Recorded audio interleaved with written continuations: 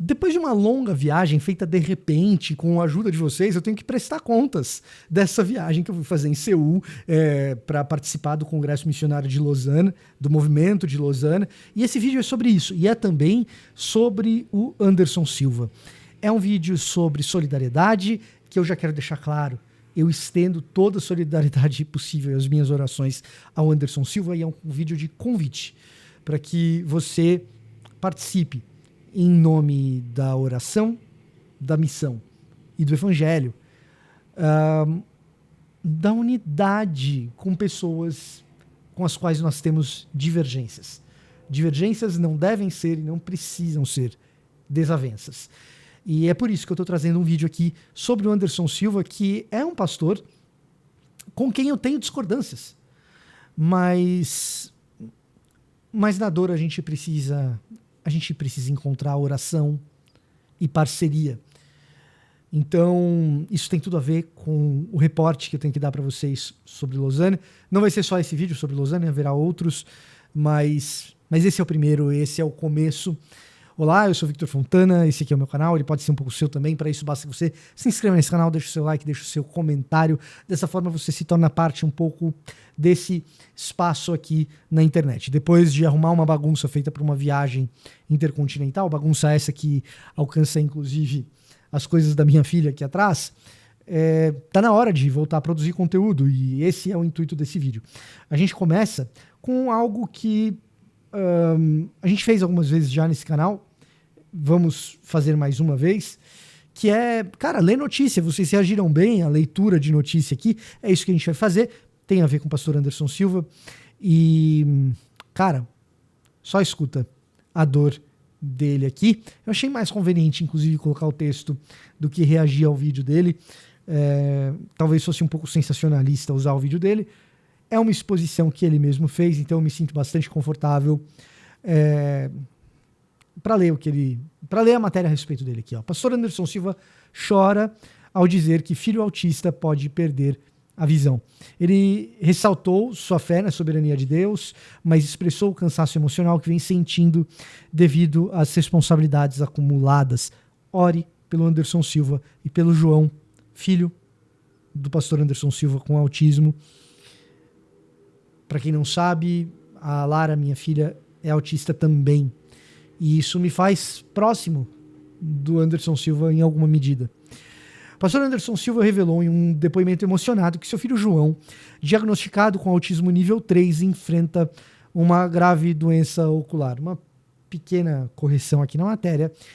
Autismo com nível de suporte 3. O que é nível de suporte? Quando a gente fala de autismo, transtorno do espectro autista, o espectro autista se manifesta em diversas alterações comportamentais, tá?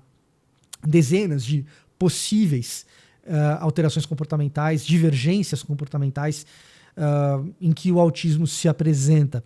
Essas divergências comportamentais, jeitos de se comportar que não são típicos, fazem com que a pessoa com autismo precise de suporte para viver plenamente nas suas funções sociais.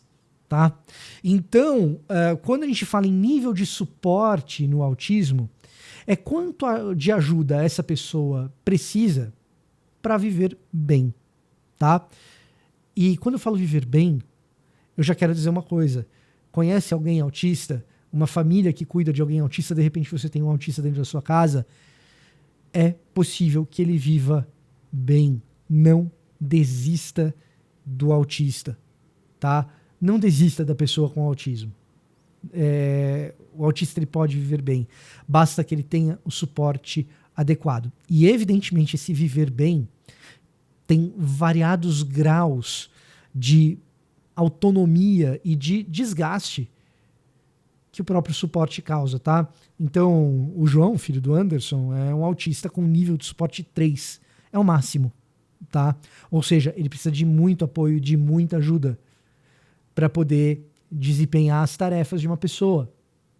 A Lara é nível de suporte 2, tá? E existem os autistas com nível de suporte 1 que precisam de menos ajuda e estão mais próximos de uma autonomia. Na verdade, vivem praticamente com autonomia, tá?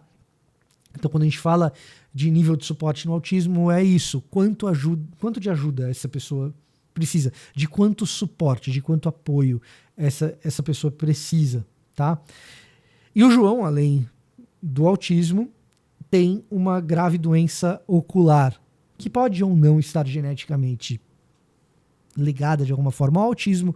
O autismo é uma condição hereditária, geneticamente passada o componente genético do autismo ele é bem alto, tá? E geralmente existem comorbidades, tá? Uma doença ocular pode ou não ser comorbidade, mas o fato é que o João tem essa doença ocular, o ceratocone, né? Que é uma doença também hereditária. Talvez haja alguma correlação, tá? Essa é a questão pela qual o Anderson passa. Continuando lendo a matéria, a condição que afeta ambos os olhos de João pode levar à cegueira se não for tratada adequadamente. Abre aspas para o Anderson. Há 3 semanas tivemos a suspeita de ceratocone na visão do João. Quando ela se agrava, pode fazer a pessoa ficar cega, explicou o pastor. Anderson compartilhou a dificuldade de realizar exames mais detalhados devido à condição do filho, que não consegue ficar parado para os procedimentos médicos convencionais. Cara, absolutamente padrão e comum do TEA você ter esse tipo de dificuldade. A pessoa com transtorno do espectro autista, como eu disse, é um espectro, então diferentes indivíduos vão apresentar diferentes variações ou divergências comportamentais, que incluem, em alguns desses indivíduos, movimentos estereotipados. Sabe aquela pessoa que tem um movimento repetitivo? Pode ser isso. Mas pode ser também uma hipersensibilidade tátil. Encostou, a pessoa reage, e reage muito, porque ela é muito sensível do ponto de vista tátil. Ou uma hipersensibilidade auditiva, por exemplo. Essas sensibilidades muito grandes de um autista fazem com que uma simples visita a um médico se torne algo extremamente desgastante, às vezes impossível. Isso faz com que as pessoas que dão suporte a essa pessoa autista se desgastem muito. Há estudos que comparam o desgaste de mães de crianças com autismo ao desgaste de soldados que voltam de guerras com estresse pós-traumático. Pais, como o pastor Anderson Silva, responsáveis, que dividem com essas mães as tarefas, as responsabilidades e também o desgaste, precisam de cuidado emocional, precisam das nossas orações, precisam do nosso suporte, precisam da nossa compreensão. Irmãos em Cristo que somos, precisam do nosso jejum, precisam da nossa oração fervorosa, precisam da nossa compaixão. Não é muito diferente daquilo que a gente já sabe que o Evangelho nos requer. Mas aqui o Anderson ele expõe uma fraqueza, uma fragilidade, ele expõe um tesouro. Em tempos digitais, em que a gente é convidado o tempo todo a expor somente as nossas vitórias e vidas de plástico, naquilo que eu costumo chamar de instagério, o evangelho do Instagram, que não é um evangelho, é algo diferente daquilo que Paulo nos pregou, é um instagério. Não é uma boa notícia, é uma notícia do falso. É uma notícia da grama artificial, é uma notícia da viagem em que tudo deu certo. A minha para a Coreia teve muita coisa que deu errado. Sou grato a ela e obrigado a você que me ajudou a ir. Mas nesses tempos, quando alguém expõe a derrota, quando alguém expõe a fragilidade, e nesse caso não é uma derrota, nesse caso é uma fragilidade. Mas derrotas, fragilidades, fraquezas, quando alguém expõe essas coisas, nós devemos tratá-las como um tesouro que essa pessoa escolheu nos conceder. Um privilégio de participarmos da dor dessa pessoa. E é assim que nós devemos ir para o nosso quarto orar. E é assim que a gente deve estender solidariedade a essa pessoa, quando cristã, a essa irmã, a esse irmão. O pastor Anderson é pastor e é nosso irmão. E nesses momentos eu tenho sim divergências. A maneira como o Anderson às vezes se comporta no ambiente digital. Eu tenho divergências teológicas, afinal de contas ele não é um pastor presbiteriano. Eu sou presbiteriano, ele não é. A gente tem divergências teológicas. Essas divergências não podem se transformar em desavenças. E o que deve se sobrepor a tudo isso é a compaixão e, mais do que isso, é a fraternidade em Cristo que nós temos. Nós somos cidadãos de uma nova Jerusalém, uma mesma nova Jerusalém, na qual nós não vivemos hoje, mas que fomos comissionados para sinalizar, tanto ele quanto eu. Segundo o pastor, os médicos indicaram intervenções com colírios. Colírio numa criança, numa pessoa com autismo em nível de suporte 3. Gente, a Lara tem nível de suporte 2. É difícil dar antibiótico para ela. Que dirá colírio.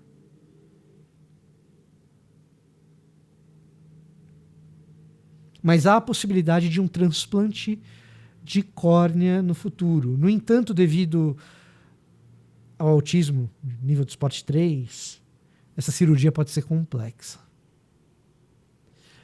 O pastor também mencionou um sonho profético que teve anos atrás, no qual João aparecia cego, o que o deixou profundamente abalado. Já é tão difícil tudo para ele, e agora isso. Desabafou Anderson.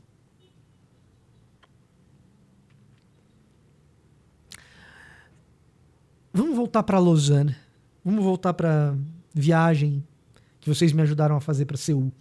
O congresso missionário do qual eu fui participar foi o 4º congresso de evangelização mundial do movimento de Lausanne. O primeiro aconteceu em 1979, na cidade de Lausanne, convocado pelo famoso evangelista Billy Graham. Por ter sido em Lausanne, o movimento ganha o nome de Movimento de Lausanne. Depois, no final da década de 80, ele acontece novamente, na sua segunda edição, em Manila, nas Filipinas, e em 2010, na cidade do Cabo, na África do Sul, e agora em 2024, em Seul, na Coreia do Sul. É um congresso que busca reunir missionários, e havia lá mais de 5.000 missionários do mundo inteiro, de tantos países quanto forem possíveis, dentro das possibilidades de envio missionário desses países, de saída dos seus países quando existem governos que perseguem missionários. Então alguns deles estavam ali contra seus próprios países e podendo ser presos no retorno. Mais de 5.000 missionários reunidos, de diferentes denominações. Tantas denominações quantas estiverem comprometidas com a evangelização global. Essa é a tônica da coisa toda. E ali, naquele ambiente de tantas etnias, de tantos países, de tantas denominações, de tantas tradições culturais, de tantas tradições de fé, de tantas doutrinas evangélicas presentes, é absolutamente natural que surjam divergências na maneira de compreender a missão, nos usos e costumes, no jeito de se vestir, no jeito de enxergar a doutrina e a teologia. Divergências e mesmo tensões, conflitos. Isso se agrava porque esse congresso de evangelização global, reunindo missionários, está reunindo esses missionários para trabalhar. Não é o tipo de congresso que você vai para ouvir o pregador famoso. Não. É um congresso que reúne gente do mundo inteiro, que está ali tentando conhecer possíveis doadores para os seus ministérios, ou, do outro lado, ministérios que possam receber doações. Mais do que isso, gente que está se reunindo para resolver problemas ministeriais, para compartilhar soluções ministeriais. E, portanto, é um congresso do tipo que você senta na mesa e discute a partir das experiências ministeriais de cada um que está ali naquela mesa. temas dos mais variados.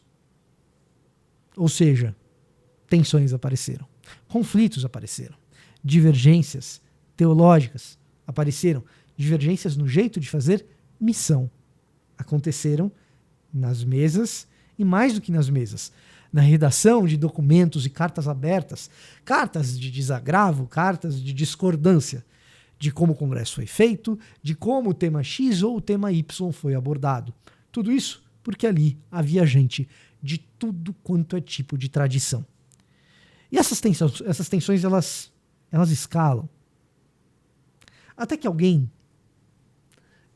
alguém resolve, pela programação ou pelo próprio contexto das mesas e das discussões, compartilhar algum tipo de episódio de dor. E como havia dor para ser compartilhada ali. Dor de gente perseguida nos seus países natais, são mais de 50 países que perseguem cristãos, e tinha missionário ali desses países, claro. Na minha mesa tinha um missionário do Butão, o único representante do Butão no Congresso de 5.000 missionários. As histórias de dor também de contextos nos quais direitos humanos são violados, contextos de dor em que o missionário está numa zona de conflito entre etnias, contexto de dor de quem trabalha com pessoas em situações de transtorno mental ou de doenças terminais. Quando esses contextos de dor vinham à tona, em especial na quarta-feira, quando missionários de países perseguidos foram falar na plenária do Congresso e as câmeras tiveram que ser desligadas e os telefones celulares permanecendo nos bolsos, porque a simples imagem daqueles preletores poderia levá-los a óbito. Quando os contextos de dor vieram à tona, a divergência que havia entre a minha opinião e a opinião do vizinho, essa divergência se transformava em algo tão pequeno, tão comezinho. A gente percebia quão mesquinho é o nosso desejo de fazer sobrepor a nossa opinião sobre a opinião do outro simplesmente pela vontade de estar certo, pela tentação de ceder à idolatria de estar com a razão. Pois bem, a dor do Anderson faz com que nesse momento a gente precise se desarmar. A gente precise encontrar pontos de conexão. O evangelho é maior do que qualquer divergência. Mais que isso, o evangelho me convida a querer escutar quem diverge de mim. A querer ouvir essa dor. E como essa dor faz com que essa pessoa enxergue o mundo. Às vezes enxergue o mundo de uma maneira diferente daquela que eu enxergo. Tanto Anderson quanto aquela pessoa que tem, quem sabe, um comportamento divergente. O evangelho me convida não apenas a fazer com que eu ore pelo perseguido, mas com que eu chame o perseguido para a mesa, para ouvir o que ele tem a dizer e, quem sabe, fazer com que a minha teologia enxergue coisas que antes não enxergava. Tudo isso é um pouco daquilo que eu vivi em Lausanne. Além disso, eu poderia dizer que eu fui para o outro lado do mundo para escutar um poema. Poema esse que eu não tenho na minha frente agora. Eu ainda vou conseguir esse poema e ainda vou ler ele aqui no canal para você.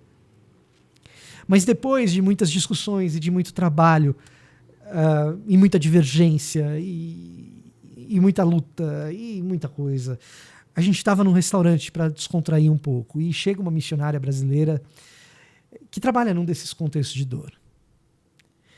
E ela resolve ler esse poema infantil, feito para crianças, para meninas que passaram por mutilação genital.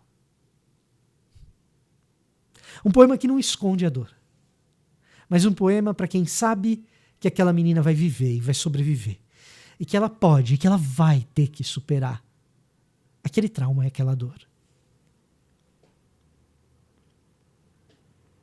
Ali a dor me toca de maneiras ainda muito difíceis de serem articuladas teologicamente. Mas de maneira profunda, sublime, como é necessário trazer essa menina para a mesa. E essa missionária para a mesa. Qual é a perspectiva que uma pessoa dessas tem a respeito de quem é Deus e o que Deus faz?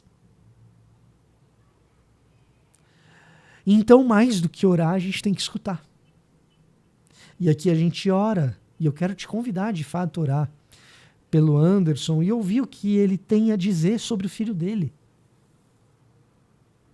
E sobre como ele lida com o sonho que ele teve, com o filho que ele teve, com o filho que ele tem. Com esses desafios todos. O movimento de Lausanne ainda, ele propõe essas discussões e essas mesas baseado em algum conteúdo. Não é simplesmente pegar um monte de missionário, juntar no mesmo lugar e fazer todo mundo conversar e debater. Não, existem pautas, existem agendas. Eu vou deixar aqui na descrição o status da missão global, que é uma grande pesquisa da qual eu fiz um pouco de parte ali, coletando um pouco de dados, mas tem brasileiros que ajudaram a redigir o documento. É um documento extraordinário, são mais de 500 páginas, de documento de análise da missão global. E existem capítulos dedicados aos diferentes países. De repente você tem um chamado missionário, que é ir para uma determinada região, vale a pena ler o relatório. Você tem insights sobre economia, sobre povos não alcançados, sobre questões ambientais. Cara, é um relatório bastante abrangente. E existe ali um capítulo sobre saúde mental. Uma das autoras é uma brasileira, a doutora Karen Bomilcar, uma pessoa brilhante, fora de série, que, se tudo der certo, estará comigo e com o Bibo num podcast sobre o movimento de Lausanne, tá? E nesse capítulo sobre saúde mental, a gente encontra coisas valiosíssimas, e já que o assunto é autismo, eu queria pontuar aqui algumas coisinhas que estão nesse relatório que são possíveis temas para você, para sua igreja, para mim, para minha igreja, e enfim. Primeiro lugar, primeira coisa, a gente tem, e você deve já perceber isso no Brasil, vendo tantos pastores que têm depressão, pastores que inclusive têm tirado a própria vida. Então, pastores, né? Mas pessoas com as mais variadas profissões passam por transtornos mentais os mais variados.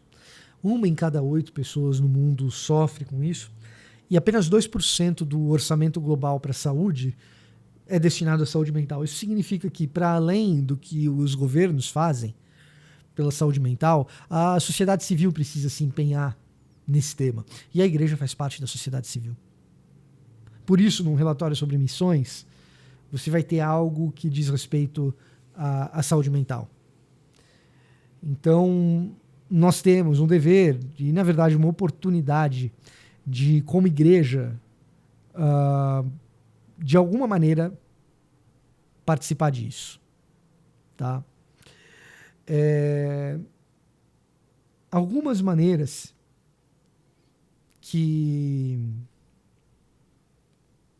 a gente pode participar disso, algumas coisas que a gente pode fazer é o seguinte: você que é pastor, Você que é professor de escola dominical, procure os psicólogos da sua igreja. Procure escutá-los. O que eles têm a dizer sobre saúde mental? É uma das coisas. E aqui eu estou consultando o relatório. Motive os seus membros a aprender mais sobre saúde mental. Quem sabe até utilizando os meios digitais. Um curso gratuito de percepção das principais questões mentais, sobre, enfim, depressão, as possíveis linhas de auxílio para quem eventualmente está com ideação suicida. Isso é fundamental. Quem sabe promover uma semana da saúde mental na sua igreja, um evento para isso. A gente tem evento para tanta coisa. Quem sabe um evento que promova a percepção de quais são as questões. Porque, por exemplo, neurodivergência é uma questão, né? Então, pessoas com TEA, com TDAH, com TOD. Não sei o que são essas siglas. Está aí, ó, oportunidade para você aprender. Isso é uma questão. Tem outras questões, que são pessoas com doenças psiquiátricas mesmo. Transtornos psiquiátricos são outro tipo de questão. Tá? Então, são coisas que a gente pode fazer nas nossas igrejas. Para muito além de simplesmente orar pelos nossos pastores, pelas pessoas que eventualmente atravessam desafios dessa ordem. Quanto mais a gente conversar sobre isso, melhor. A igreja tem um papel especial no que diz respeito a lidar com trauma. Eventos passados que de alguma maneira nos tornaram mais vulneráveis ou afetam o nosso comportamento, nos tornam mais frágeis. Temos que ter oportunidades de conversar sobre o trauma. E lembrar que a dor, ela nos ensina e nos pacifica. Trazer a dor para o nosso contexto de ministério. Ore pelo Anderson Silva. Esse era o meu recado para hoje. Eu vou ficando por aqui. Até a próxima.